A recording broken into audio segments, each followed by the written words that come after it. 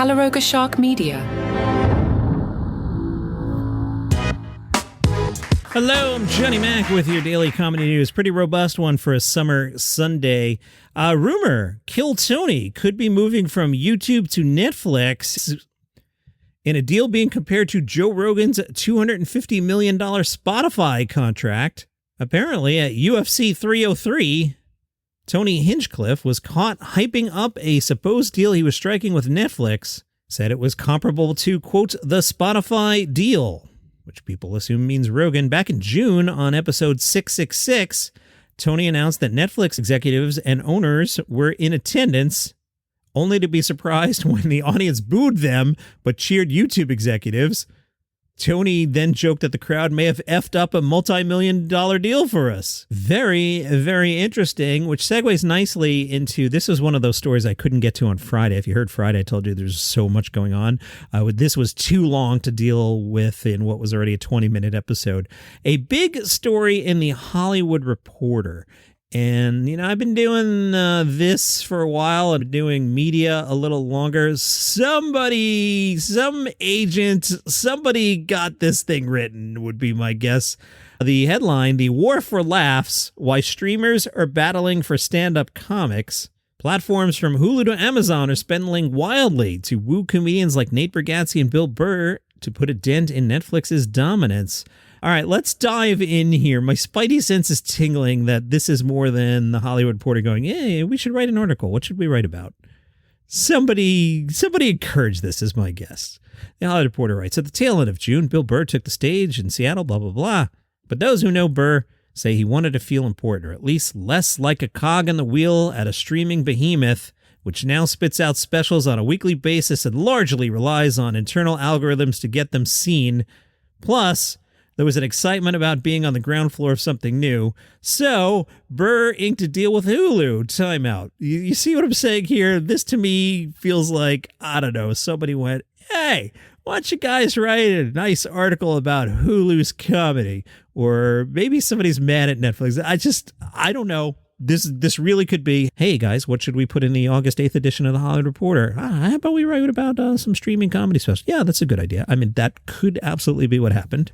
THR writes, so Burr inked a deal with Hulu, the latest entrant into what's quickly become an arms race for stand-up specials. Timeout.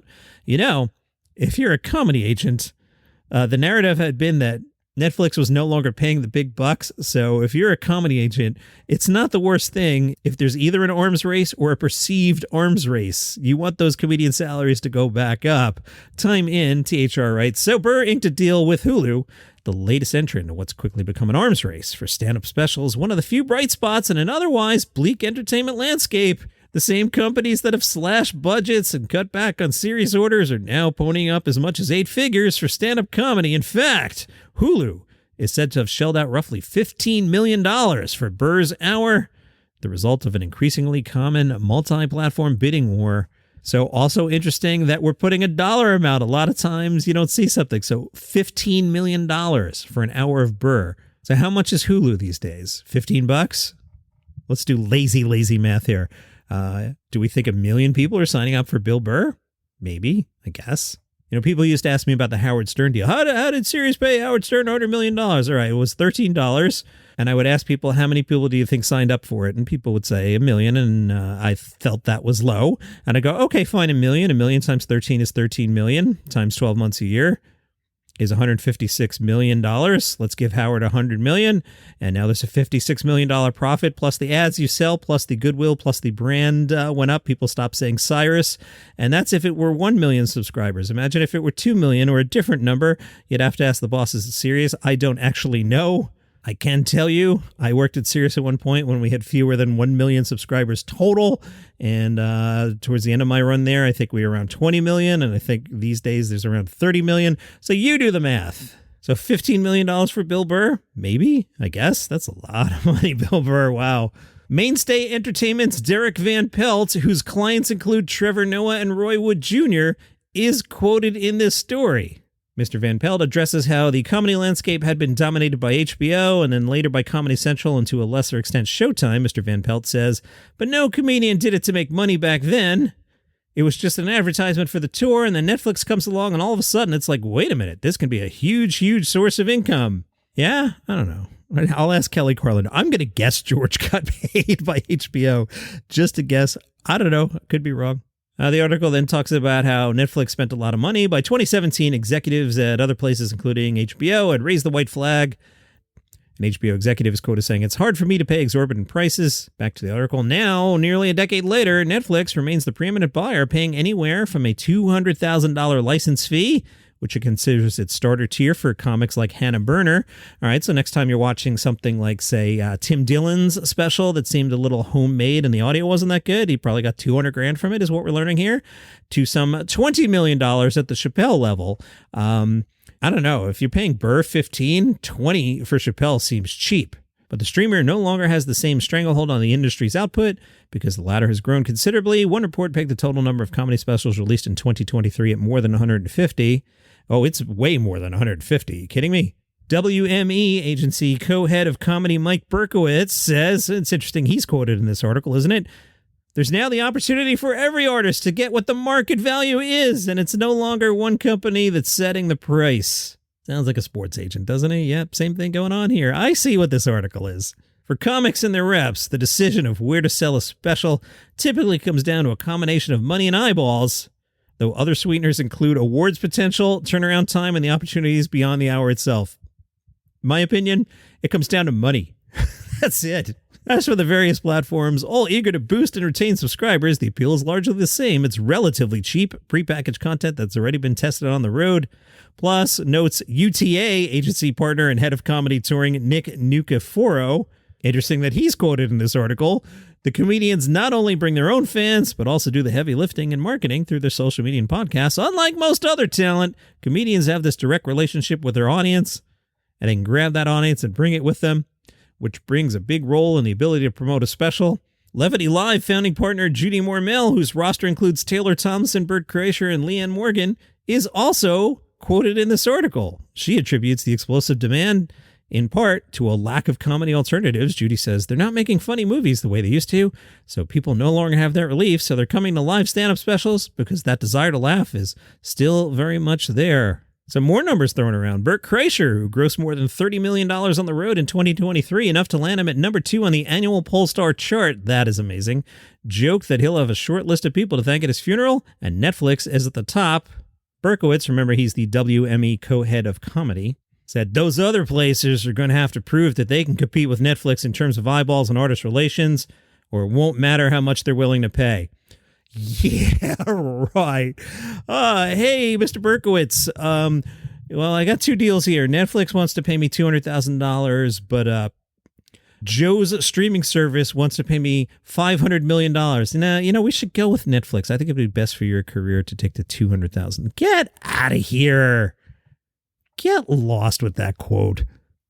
The Hollywood Reporter continues. By all accounts, it's taken Amazon a few years to settle on a definitive strategy, but that hasn't stopped it from outbidding the competition on multiple occasions, though given Netflix's track record, many comics have opted to stay there, even when it's offering less. I'd like to know who accepted less. I don't think the article mentions who accepted less. They mention some people who did not accept less, an example being Kevin James, some other names coming up. Some artists describe Amazon as Main Street America, whether it be Kevin James, Jim Gaffigan, or Nate Bargatze.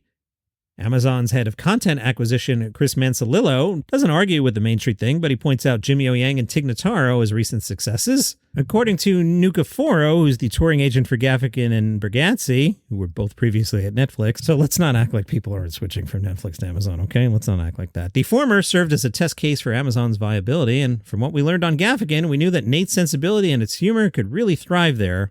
By any platform standards, Bargatze's Clean Comedy Hour was big, racking up 2.9 million viewers in its first month alone. Soon, he jumped from theaters to arenas, where he now smashes records at 19,000-seat venues like the Bridgestone area in Nashville. This is a publicist's wet dream, this article. This is an agent's wet dream, this article. This year, it is said Nate has grossed nearly $90 million on the road. Wow. Judy Mormel says, to date, Nate's the most undeniable example that Amazon has had, and the industry's watching really closely to see if it was a one-time thing or if it can happen with other artists. Mansalillo is optimistic, telling the Hollywood Reporter, "We believe it can continue to happen with other comedians." So too is Sam Morril, who dropped a Prime Video special. Sam said, "Because everyone is Prime, right? Who's not a lazy piece of crap American here? Come on." However, Nate is now returning to Netflix, where he's said to be getting recognition as a top-tier comic, both in compensation and Ted Sarandos' attention. And Jim Gaffigan is now moving to Hulu. So what we've definitely learned is Jim Gaffigan is like a sports free agent who's like, who's got a check? I'll go. Again, no problem with it. Make that money when you can, where you can. Over at Hulu, Billy Rosenberg, who ran the streamer's comedy division until this spring, had identified what he believed was a hole in the market for a more curated approach that hinged on just 12 specials a year. "What I sold up the chain was for the cost of one mid-sized TV comedy series, we could program a year's worth of specials." An unnamed rep, though, says, "Sure, Hulu's willing to pay more, but does it end up costing me touring revenue because not as many people see it?" In the meantime, Hulu has licensed older specials and remains committed to making noise with its upcoming roster, which pending deals, interesting, this is new to me, also includes Atsuko Akatsuka and Jessica Kirson. Multiple sources say they tried to get Jamie Foxx and Andrew Schultz, but both went with Netflix. Hulu's head of scripted content, Jordan Hillman, says they're being really thoughtful about how to leverage relationships throughout the larger Disney ecosystem. But Jim Gaffigan says, "I know the intention's really good, but also because I'm doing a special for Hulu, I don't have any expectation that I'm going to be in like The Mandalorian." Oh, I got to check the clock. What are we, like half an hour into this? This is way longer than I thought. All right, HBO is going smaller and more niche with a max of 8 specials a year. That's a shame, one of their VPs said. And when we're doing 8 specials, the difference is our specials really feel special. Johnny Mac has not been impressed by Alex Edelman, Rami Youssef, John Early, and Nikki Glazer so far this year, although the article points out all 4 of those were rewarded with Emmy nominations. So what do I know? Ugh, that was a lot. All right, let's take a break. I got a lot more news, man. Bill Burr is heading to Broadway. That's right. Kieran Culkin, Bob Odenkirk, and Bill Burr hit Broadway next year in a revival of Glengarry Glen Ross, set for a spring 2025 opening. The Broadway debut for Bob Odenkirk and Bill Burr. The press release tells us Burr, a wildly popular stand-up comedian and star of stand-up TV specials, will play Dave Moss, the big-mouth, often ranting salesman. I'm having trouble picturing Bill Burr as a big-mouth ranting salesman. Interesting casting there. Roy Wood Jr. Will host Have I Got News for You, CNN's adaptation of a British show of the same name. I don't know about this one, Roy, because they're airing it Saturdays at 9 p.m. It'll be available to stream on Max the following day. But Have I Got News for You makes its 10-episode debut on September 14th, and my guess will be canceled 10 weeks later. I'm rooting for you, Roy, but I don't know. That's a rotten time slot. The panel comedy series features comic observations from the satirical to the surreal through the lens of a news quiz show. Roy Wood said, "For far too long, immigrants have been coming to America and taking black jobs. Kudos to CNN and the immigrants at Hat Trick Productions for bringing a black job to the States. It's an honor to be part of such a hallowed British institution to help make sense of American institutions of chaos, name-calling, disinformation, reality TV, and the 8-hour news cycle. I guess 10 weeks will get it through the election, and then they'll cancel it." The Olympics are wrapping up. Apparently, Kevin Hart was on Peacock. Did you hear anybody talking about it? Well, Kevin Hart, he enjoyed it. He said, "The Olympics are great. You know, me and Keenan have tapped into a world of chemistry. I don't think I have to talk about it. I think it's easy for the world to see. I haven't heard one human being talk about this other than Kevin Hart. I have not seen one article mention the Olympic show that Kevin Hart's doing. I'm sure it's fantastic. But buzz-wise, Kevin Hart, it's got 0. Kevin also gave love to Snoop Dogg, saying Snoop is great. I think he's been great. And I think what you just look at is what we're all doing. We're just giving the world a different eyesight as to what comedy can be with humor. I like the idea, but I'm not sure anyone's watching. This next story, I really want to bump, but I want to get in front of it before the twist happens because my spidey sense is catching something in the article. Stay for the twist here. Okay, in Dayton, Wiley's Comedy Club will host its final show in September. Okay, that's kind of sad. Wiley's Comedy Club is closing after 42 years. They put out a statement saying, "Thank you for your generosity and support over the years. We could not have done it without our amazing customers." The farewell show is on Saturday, September 7th. Now, here's the twist. In 2022, Iron Table Holdings LLC, a real estate holdings company, bought the building that houses Wiley's Comedy Club, which is now closing after 42 years. Now, here's the twist. Iron Table Holdings LLC, a real estate holdings company, is owned by Dave Chappelle. Yeah, you didn't see that coming, did you? No. So is Dave taking it over? Is Dave kicking them out to open a Dunkin' Donuts? Time will tell. And time is telling me that the rest of the stories here are getting bumped to tomorrow. And that's your comedy news for a very robust Sunday. If you like the program, tell a friend about it. They might like it too, you know? See you tomorrow.